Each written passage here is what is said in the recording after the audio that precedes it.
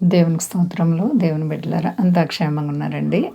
ప్రతిరోజు ప్రభువారు చక్కటి వాగ్దానాల ద్వారా మనతో మాట్లాడి మనల్ని ఎంతగానో ఆశీర్వదిస్తూ ఉన్నారు. ఆయనకే మహిమ. అంతా క్షేమంగా ఉన్నారండి. మన ప్రభు అయిన యేసుక్రీస్తు వారి యొక్క ఉన్నతమైన నామం మనలో ప్రతి ఒక్కరిని కూడా ఆశీర్వదించాలని దేవుడు ఎంతగానో కోరుకుంటూ ఉన్నారు. ఆయనకే మహిమ. ఈరోజు దేవుని వాగ్దానం సామెతల గ్రంథము 10వ అధ్యాయము 6వ వచనం. నీతిమంతుని తల మీదకి ఆశీర్వాదము వచ్చును. హల్లెలూయా. దేవునికి మహిమ కలుగును గాక. ఎంత గొప్ప వాగ్దానమో చూడండి. ఆశీర్వాదాలు దీవెనలు మనం పొందాలి అని మనం ఎంతగానో కనిపెడతా ఉంటాం అండి. ప్రతి మానవులకు కూడా మనము కోరుకునేది ఆశీర్వాదం, మేళ్ళు, దీవెనలు కావాలి. వాటినే మనం ఎక్కువ ఇష్టపడుతూ ఉంటాం. ఒకవేళ అవి మనకు కావాలంటే మరి మనం ఏ విధంగా ఉంటే మనకు అవి వస్తాయి, వాటిని మనము అనుభవించగలమంటే నీతిమంతులుగా నిర్దోషత్వంగా ఉంటే మనము దేవుని ద్వారా ఆశీర్వదింపబడతాం, దీవింపబడతాం. ప్రభు నిన్ను ఎంతగా ప్రేమిస్తూ ఉన్నారు. అవును, నీవంటే యేసయ్యకి ఎంతో ఇష్టం. అందుకే కదా ఆయన సర్వ ప్రపంచాన్ని ప్రేమించి పరలోకాన్ని విడిచి ఆయన మహిమను విడిచి ఈ భూమి మీదకి మానవ రీతిలో వచ్చి ఒక మనుషుడిగా వచ్చి నీ కొరకు ఆయన ప్రాణం పెట్టింది, రక్తములికించి ఆయన నిన్నెంతగా ప్రేమించింది. ఎందుకంటే నీవంటే యేసయ్యకు చాలా ఇష్టం.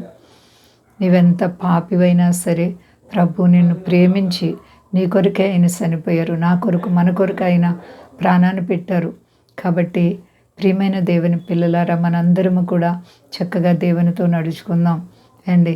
ఆయన తనను ప్రేమించే వారి పట్లంట అండి ఆశీర్వాదాలు ఇచ్చే దేవుడు.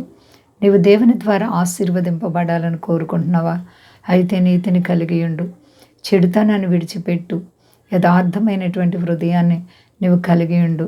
నువ్వు ఎప్పుడైతే నీ హృదయంలో చెడుతనాన్ని తీసివేసుకుంటావో అప్పుడు నీ ప్రభు నీ పట్ల వింత కార్యం చేస్తారు. ఏంటి మానవ హృదయంలో ఉండే చెడు అంటే తలంపుల్లో, ఊహల్లో, ఆ యొక్క కనుదృష్టి వల్ల దేవునికి ఆయస్కరమైన పనులు చేస్తూ దేవుని బాధ పెడుతున్నప్పుడు హృదయం చెడిపోతుంది. అందుకే మరి హృదయ శుద్ధి గలవారు ధన్యులు అని దేవుని వాక్యం చెప్తూ ఉంది. కాబట్టి దేవుని పిల్లలమైన మనం నీతిని కలిగి ఉండాలి, భక్తిని కలిగి ఉండాలి. ఎప్పుడైతే మనం నీతిని కలిగి ఉంటామో అప్పుడు దేవుని ద్వారా మనం ఆశీర్వదింపబడతాం. అబ్రాహాము దేవుని నమ్మారంటే అది అతనికి నీతిగా ఎంచబడింది. ఆయన మరి మనం నమ్ముతున్నామా? ఎలా నమ్ముతున్నాం? యథార్థ హృదయంతో నమ్ముతూ ఉన్నామండి. అలాగైతే నీకున్న ఏ కష్టమైన యేసు నామములో విడుదల కలుగును గాక. దేవాతి దేవుడు నీ జీవితంలో అద్భుతమైనటువంటి మేలులు, ఆశీర్వాదాలు ఇవ్వడానికి ఇష్టపడుతున్నారు. తన వారి పట్ల ఆయన చూపే ప్రేమ ఎంత మధురమో చెప్పలేమండి. కాబట్టి ఆయన బిడ్డలుగా మనం నడుచుకుందాం. సాతాను ఏదో రూపంలో నీ ఆత్మీయ జీవితాన్ని పడగొట్టాలని అనేక అగ్ని బాణాలు వేస్తూ ఉంటాడు. అపవాదిని జయించాలి, మనం అపవాదిని ఓడించాలి. ఎలా మనం అపవాదిని ఓడించగలమంటే ప్రార్థనే మన విజయం, ప్రార్థనే మన బలం, ప్రార్థనే మనకు సమస్తం. కాబట్టి ప్రార్థన అనుభవాలు కలిగి ఉందాం. అంతా క్షేమంగా ఉన్నారండి. ప్రార్థించుకుందాం. ప్రేమ నమ్మకమైన మా యేసయ్య గొప్ప దేవ, ఎంత గొప్ప దేవుడు మా తండ్రి. నీపై ఆధారపడిన వారిని ఎప్పుడు విడిచిపెట్టవు.